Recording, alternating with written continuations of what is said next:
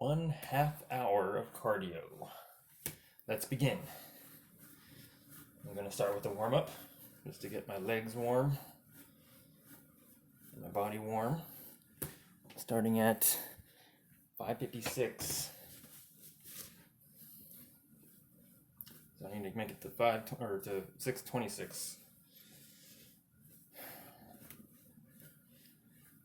Getting warm. I should have thought of topics to talk about.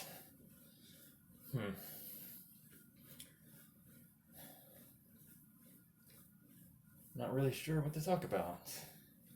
Oh, there was that NASCAR incident with one of the professional drivers. I forgot his name.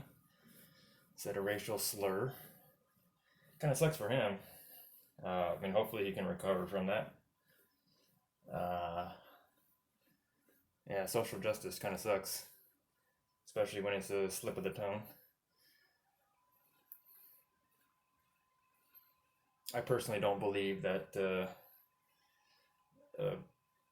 everything that comes out of the mouth is from the heart, but some people seem to want it to be true, and even a little slip up can cause people to make a judgment call on someone's character, and that's how it is. Maybe things will change. I don't know. All right, time for sprint number 1.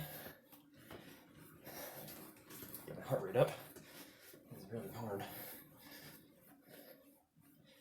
Oh, I can barely keep going. Legs are burning.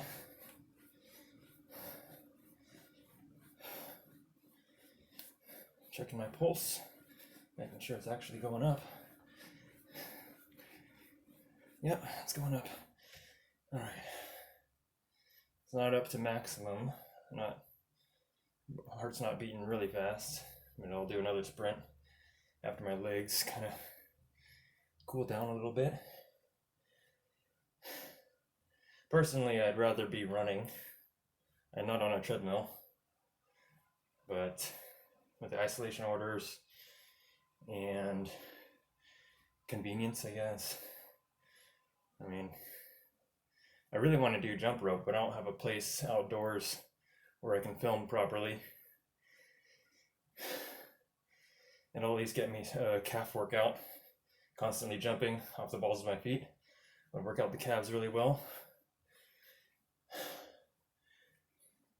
But I'd rather just run to do that. And that's not going to happen anytime soon.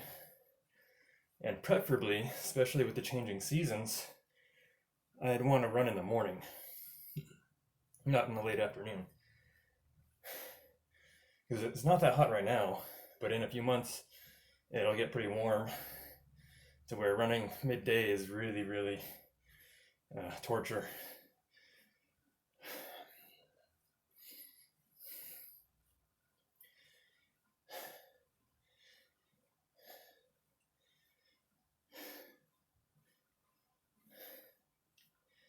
It's about time for sprint number 2.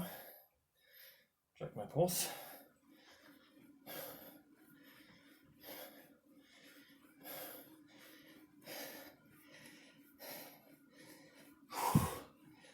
It really burns legs already.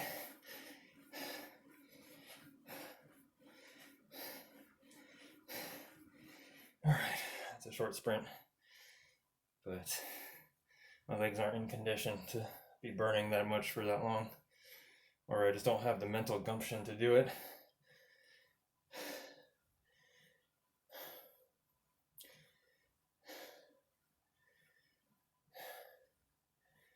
I've been thinking about buying a mountain bike, probably an enduro trail bike or a hardtail mountain bike. I'm favoring the hardtail because it doesn't have the suspension. It makes it much simpler.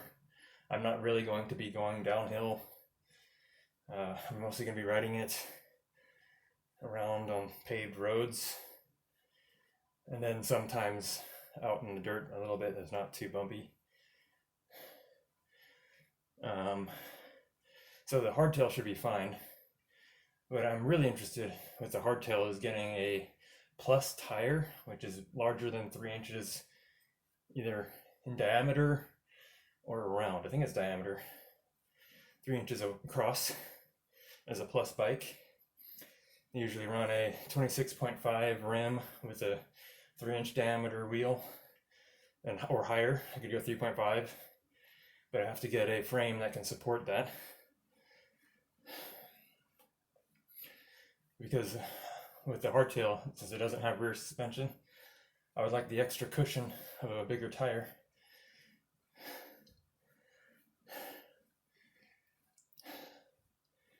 There's a nice little what's called, not mountain bike, but bike shop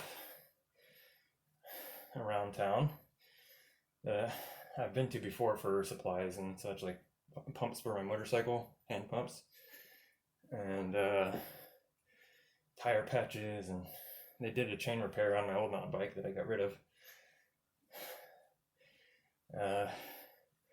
So I'm probably going to go there.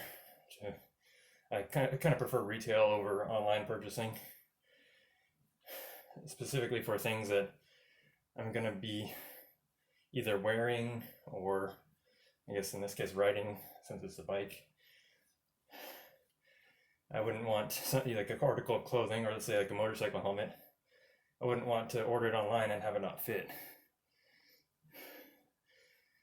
But the trend is that online retail is more popular than physical retail. So the options for products is much lower at retail, because the stores don't want to stock a lot of product, because if it doesn't sell, it's a loss, or maybe they buy it back, I don't know. But retail usually has limited companies for options to buy.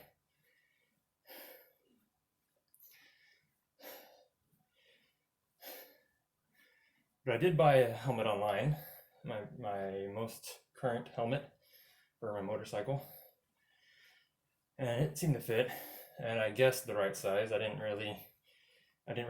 had my previous helmet before my current one was a medium, and the one before that was a large.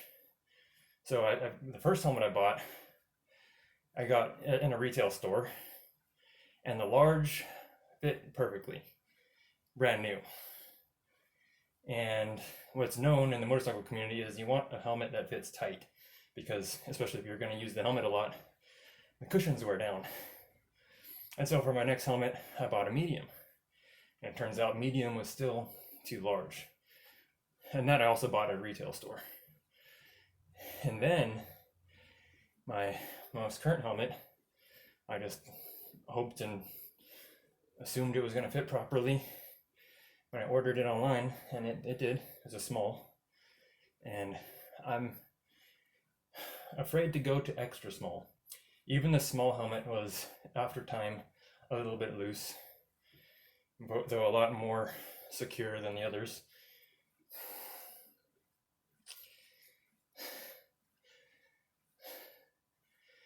Anyway, yeah, the extra small might not fit, and I'd have to return it if I got an extra small and it didn't fit.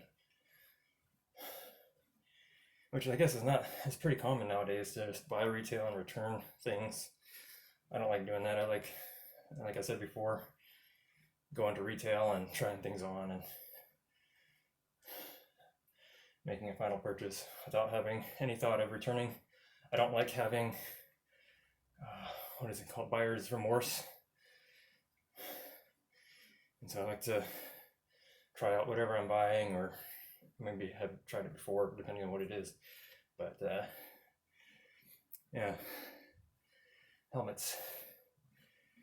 All right, time for sprint number 3. My constant heart rate is up. Oh, it burns.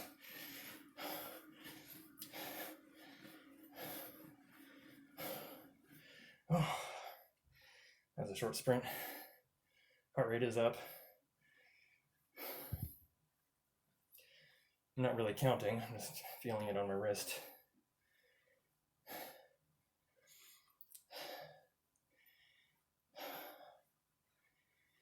I'm not really caught up on the sim racing news. Otherwise, I'd talk about that.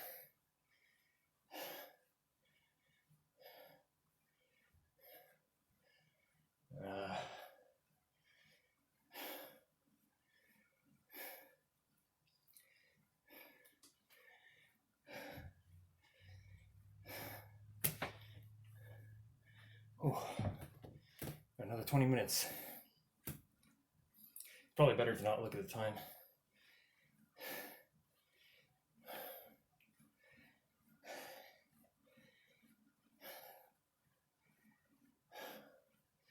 I've broken a really good sweat right now. It's gonna be nice to take a shower after. Have a little bit of a cool down and then get in the shower. It sucks when I exercise and jump in the shower right after because my core temperature is still hot. And then I jump into a warm shower. And after I get out of the shower, I start sweating again because I haven't cooled down. So generally like to cool down first and then wash the sweat off.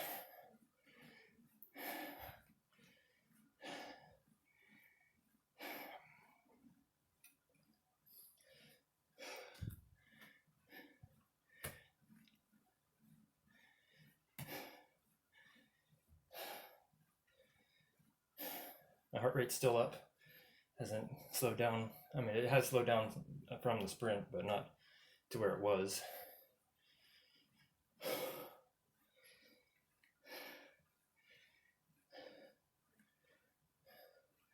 So if I were jogging at this pace for a half hour, I'd probably run about 2.5 miles, maybe 2 miles if I took some breaks. But if it was a good jog, or even a run, a half hour should easily be 3 to 4 miles.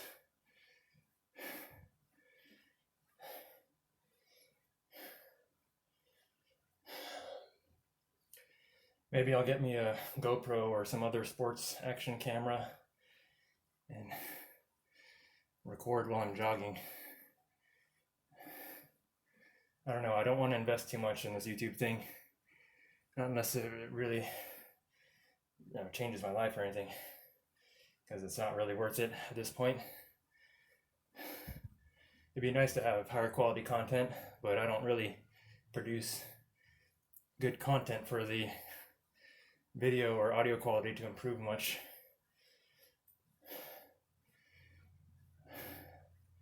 I need to improve my speech pattern first. Get more into talking about whatever comes to mind. I have a hard time explaining things. If any of you that are watching this have seen my setup guides for Dirt Rally, you can hear the hesitantness in my voice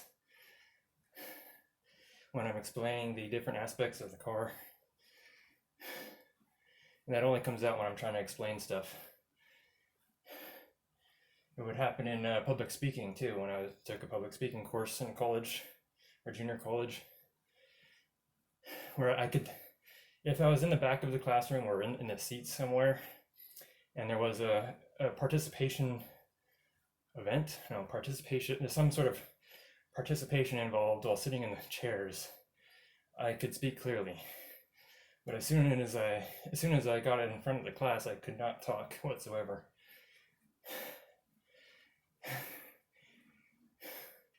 Something about nervousness, lack of confidence, whatever it is, I need to get over that.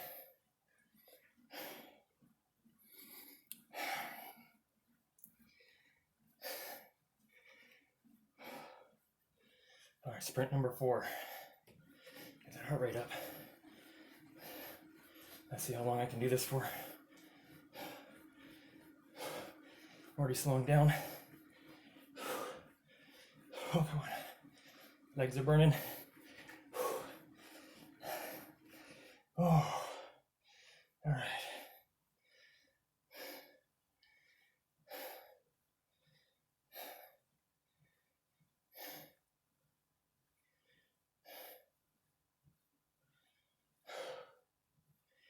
So when legs or muscles start to burn during cardio, high lung stress is when the body goes into anaerobic muscle use.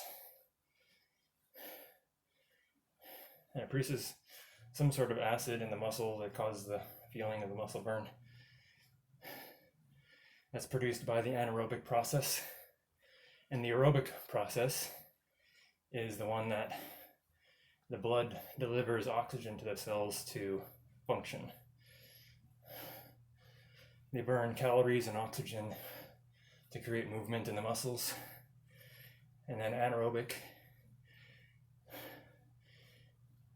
the muscles, I forget what happens, but basically there's not enough oxygen to supply to the muscles for the muscles to continue working, which is why I've slowed down, because my muscles were burning. And now they don't burn.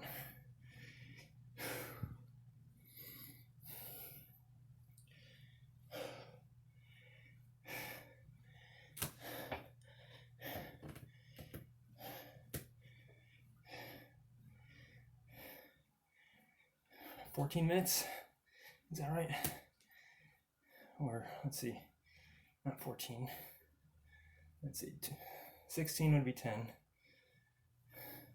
17, 18, 20 minutes. No, what? That doesn't make sense. That's 20 minutes a few minutes ago. I can't do basic math in my head very well.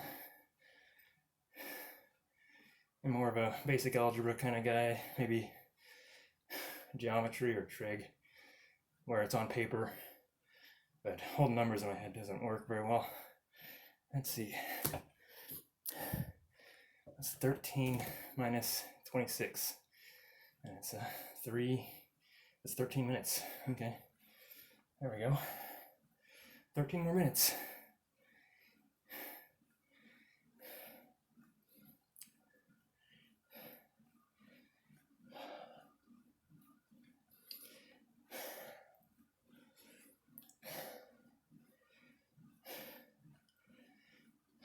So this is something I talked about running in the morning earlier in the video, but doing this on the stationary recumbent bike, I'd also prefer to do in the morning, but I haven't been able to get up.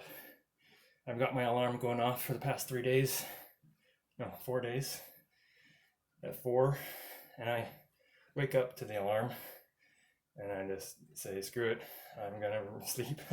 And I hit cancel on the alarm and then just sleep until I get up naturally. But if I do this in the morning, I'd have more time right now at this time to do different exercises, and I will have recovered probably from the cardio from early morning to mid to late afternoon, and I'd be able to get more of a workout in per day.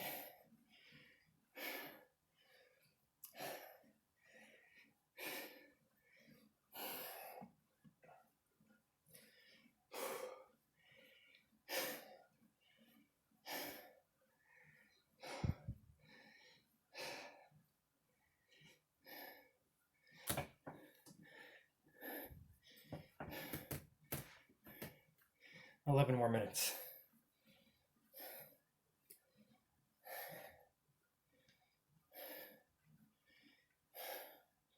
I'm not going to do any more sprints.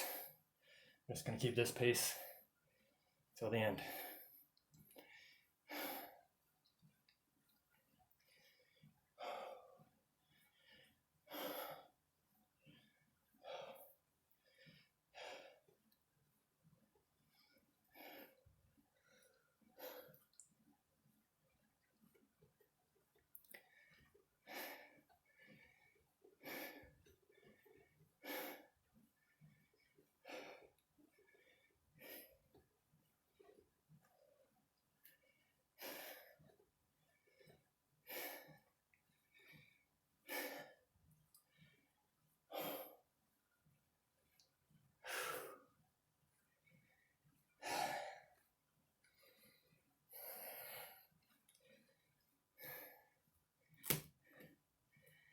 10 minutes.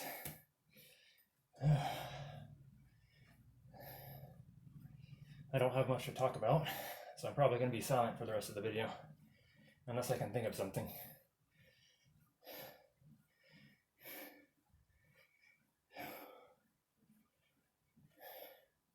I guess I can talk about the past, when I previously used to exercise every morning and be active during the day. So back around 2013, moved to a new place, and I started exercising in the day. And I realized the same thing I'm trying to do now, is that I can get more exercise if I work out in the morning. So I started working out at 4 in the morning. And I would get up infrequently until I just forced myself up. For whatever reason, at that time, I had more motivation than I was tired in the morning. And I would just get up anyway, even though I was tired. And by the end of my workout, I'd be fully awake. And I'd be doing sprint warm-ups. I mentioned in a previous video that I used to be in high school and junior college track. So I had some warm-up exercises memorized from that time. And I'd do those in the morning. And then I'd go run for 2 miles. And that was the full extent of the morning exercise, was doing the warm-ups and running for 2 miles. And then after work, which in the beginning I started work around 8:30 or maybe 8 o'clock, where wake up at 4, exercise, cool down, shower, go to work.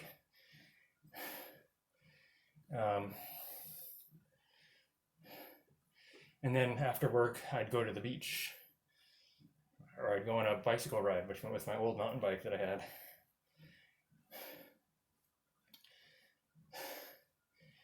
And then it turned into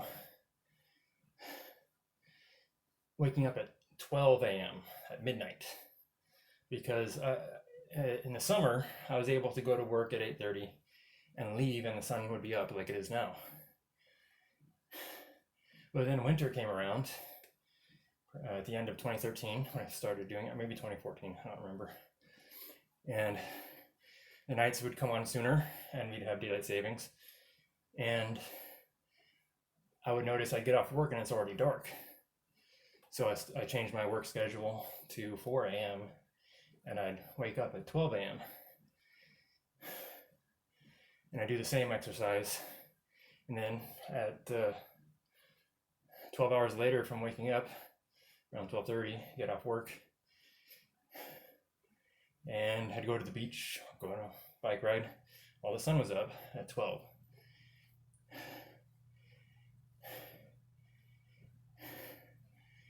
And this is after junior college, after I dropped out, because I was overcome. For a while, I had 2 jobs and going to junior college, and pretty much no time to study. Some people can do it, I couldn't do it. So then I dropped one job and focused on the other. And that's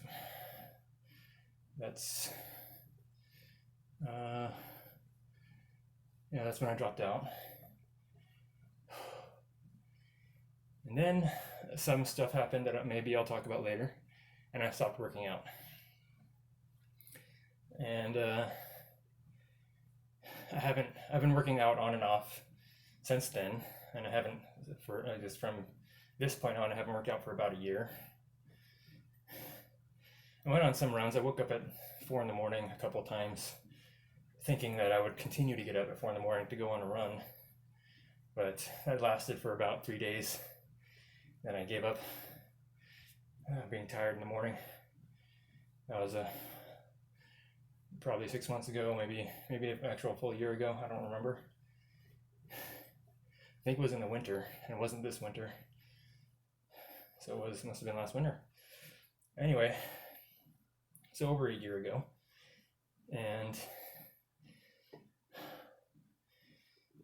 now here I am, I guess. Time has passed, and I'm doing the exercises after work, which for the past year, I've been enjoying my time when playing video games, sim racing, as I've been recording them. What time is it? All right, I got 5 more minutes. And it's really hard to put that aside, that time, the free time to exercise. I almost didn't want to get on this recumbent bike today because I wanted to record some videos. But I need to put my body through torture because I've been getting bored of the fun stuff. So I got to do the unfun stuff. And so now when I get off work, I'm really motivated to play on the sim or play Final Fantasy or whatever. But I know I have to get on the bike. Whereas before I started working out, I wasn't even motivated to get on the sim at all or the bike because I wasn't exercising. So just from doing simple exercises, it makes me feel accomplished, like I've accomplished something at the end of the day.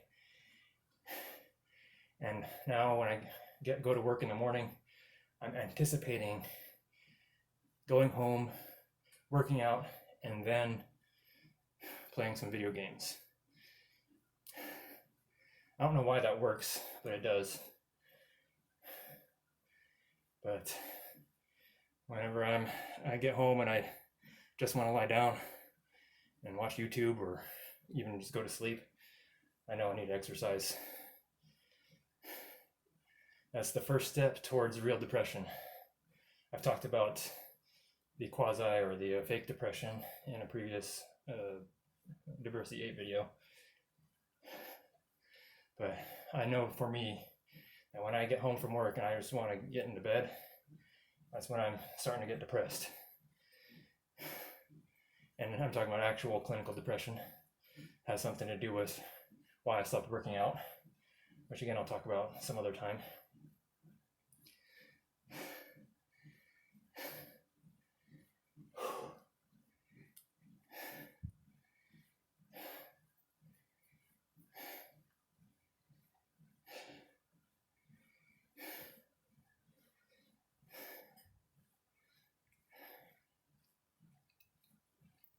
So anyway, I suggest that you, whoever's watching, if you made it this far in the video, to work out yourself if you don't already. It's a really good mood boost, but you have to be able to push through suffering. Kind of like yesterday, which I'm going to try to start working out every day now, maybe not on the weekends, maybe every weekday. Because my body is not getting sore from my 100 squats and 100 crunches. So maybe I need to do 200 squats and 200 crunches, or maybe 150. I don't know if I could do a full 200. Definitely not a full 200 weighted squats. Either way, my body is starting to become conditioned to working out daily. And now I need a slow progression into increasing the intensity of my workouts, purely because of my vanity, because I want to lose inches on my waist. I already have a rotund belly on a skinny frame, and while clothed, which I normally am in public, as I should be, but also clothed in private, which I also normally am, which sadly, I look fine with a rotund belly because it doesn't show as much in a loose fitting shirt. And as soon as I take a shower and I stand in front of the mirror in the bathroom, I can see just how round my belly is getting, and it causes me distress. And it's purely a vanity that I work out. A fear of losing attractiveness, even though I'm not really working on trying to attract anybody. So you could say I'm doing it for myself, but purely through fear. Time is it? 1 minute. This will do a sprint. Last sprint. I'm really sweating now. My shirt is soaked. Oh, time's up. That's a short sprint. I'll do a little bit of a cool down because I was just had my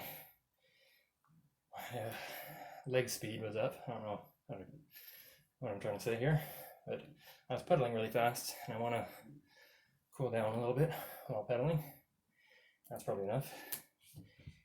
And that concludes this isolation fitness blog. Till the next one. And here's some time after my parting phrase